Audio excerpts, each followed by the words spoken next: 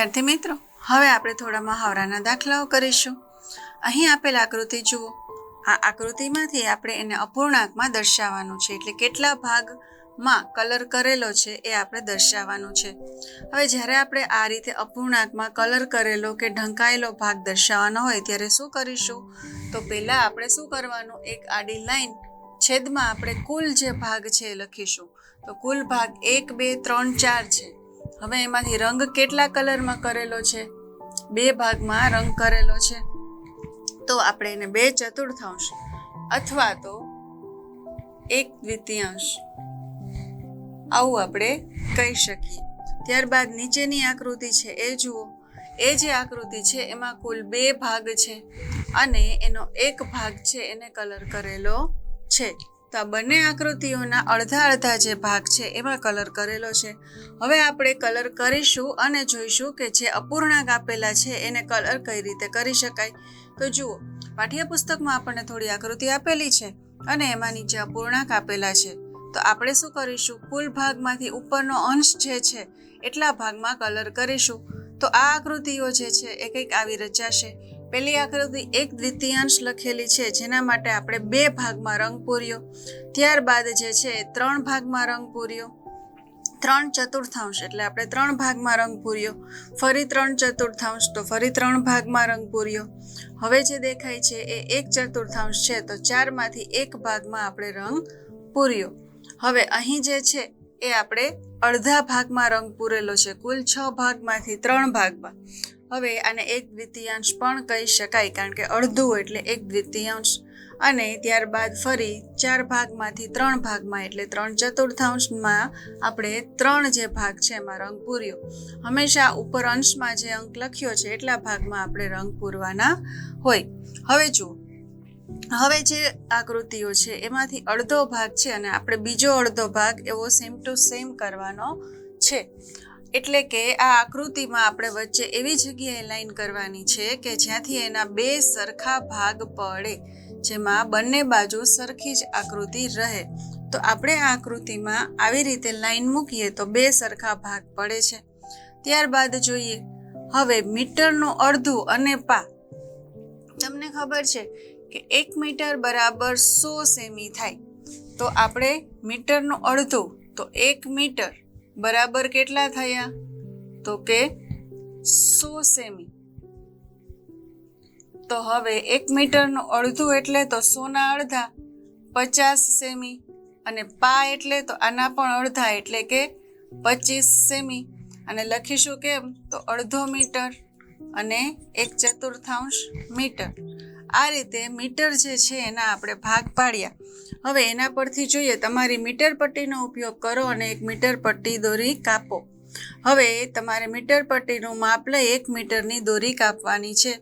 આના પર અડધું અને 1/4 અને 3/4 એટલે કે અડધું, પા અને પોણું એના પર નિશાન કરવાના છે.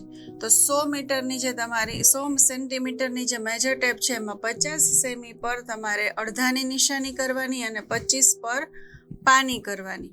અને આપણે 3/4 એટલે કે પોણા ભાગ પર ફરી એકવાર એક નિશાની કરીશું, જે થશે 75 સેમી પર.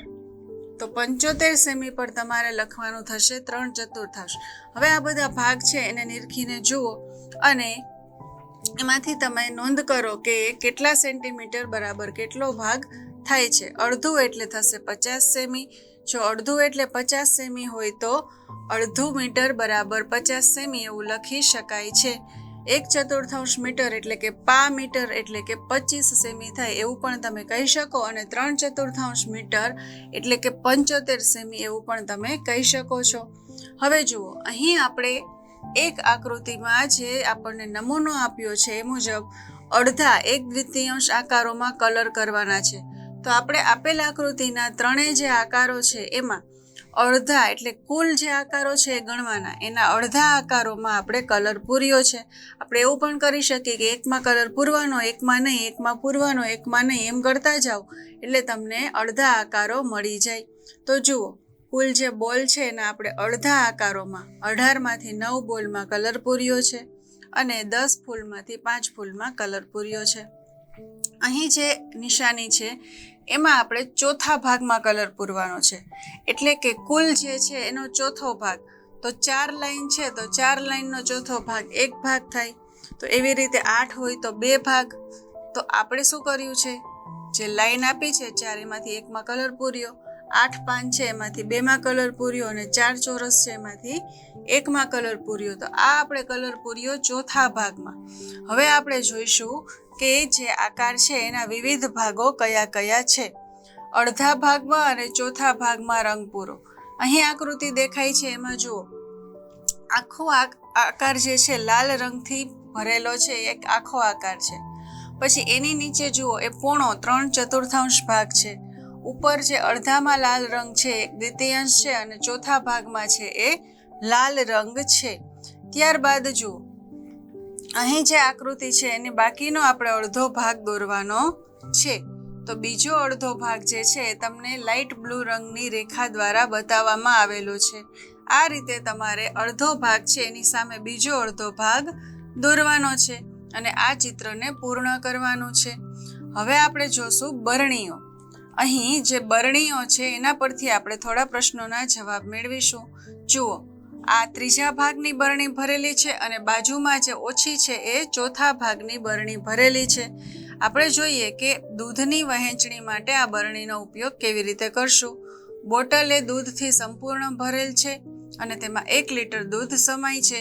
આ દૂધ બીજી 4 બોટલમાં એવી રીતે રેડો કે જેથી દરેકમાં 1/4 લીટર દૂધ ભરાય અને દરેક બોટલમાં ભરેલ દૂધની સપાટી પેન્સિલથી રેખાંકિત કરો. તો આપણે 1 લીટર દૂધના 4 સરખા ભાગ કેવી રીતે કરશું. તો 1 લીટર બરાબર કેટલા થાય, 1000 મિલીલીટર. તો અડધું લીટર એટલે કેટલા થશે, તો 1000ના 2 વડે ભાગાકાર કરશું તો 500 મિલી. અને એનું પણ અડધું કરીએ 1/4 ભાગ, તો આના પણ આપણે અડધા કરીશું જે થશે 250 મિલી. એટલે આપણે 4 ભાગ પાડવાના છે તો કેટલા ભરીશું, 250 મિલી. તો 4 બોટલ છે દરેકમાં 250 મિલીલીટર દૂધ ભરી શકાય.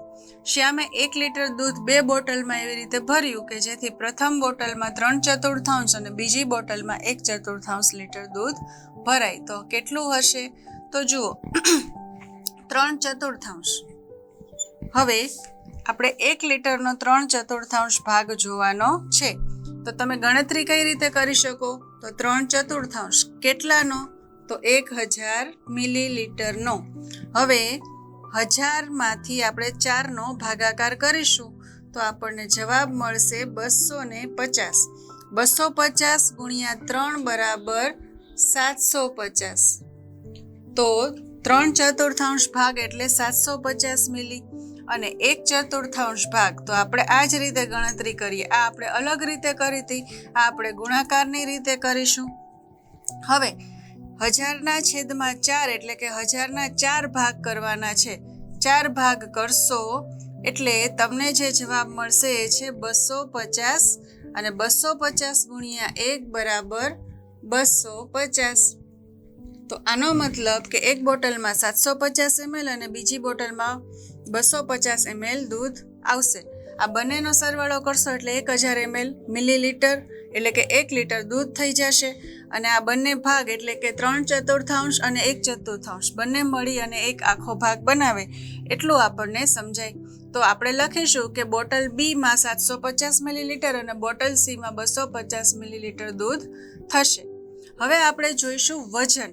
આપણે અડધું અને પા એ પહેલાં આકારોના સંદર્ભે જોયું, ત્યારબાદ વજનના સંદર્ભે આપણે ટમેટા, બટેટા, ડુંગળી, કોળું, ગાજર આ બધાના ભાવ જે છે એમાં જોયું હતું અને પછી આપણે પ્રવાહીના ભાગ પાડતા શીખ્યા. હવે આપણે વજનના સંદર્ભે ફરી શીખીશું કે અડધું અને પા આગળ કઈ રીતે થાય. આપણે કોઈ પણ ત્રાજવામાં વજન કરીએ ત્યારે આપણને એમાં વજનિયા જોવા મળતા હોય. આ વજનિયા 1 કિલો, 500 ગ્રામ, 250 ગ્રામ આવા હોઈ શકે છે. એના પરથી આપણે સમતોલ કરતા શીખીશું. વજન સમતોલ કરવું એટલે શું, તો જે ત્રાજવું છે એના બંને પલડા સમાન કરવા. સમતોલ એટલે એક સરખું વજન કરવું. કઈ રીતે કરશું, હવે આપણે વજન એવી રીતે પસંદ કરશું કે બંને પલ્લા સમાન થાય. તો કેવી રીતે થશે? આપણને એક બાજુનું વજન આપેલું છે, તો આપણે બાજુનું જે ખાલી પલ્લું છે એમાં એટલું જ વજન દોરીશું. તો 6 કિલોગ્રામ લખેલું છે, તો આપણે શું કરીશું? બાજુમાં પણ 6 કિલોગ્રામ કરવાના. હવે આપણે વજન દોરવા માટે શું કરવાનું? એક બાજુ 2 કિલોગ્રામ છે, તો બીજી બાજુ પણ આપણે 2 કિલોગ્રામ લખીશું, તો વજન સમતોલ થાય. હવે છે 1 કિલોગ્રામ, તો 1 કિલોગ્રામ વત્તા 500 ગ્રામ અને વત્તા 500 ગ્રામ, આટલું કરીએ એટલે 2 કિલો થાય. હવે તમે વજન સમતોલ કરવામાં જો એક બાજુનું પલડું 2 કિલોનું હોય તો બીજી બાજુ કાં તો 2 કિલોનું વજનિયું મૂકો, 2 કિલોનું ન હોય તો 1 કિલોનું 1 અને 500 ગ્રામના 2 મૂકો તો પણ 2 કિલો થાય.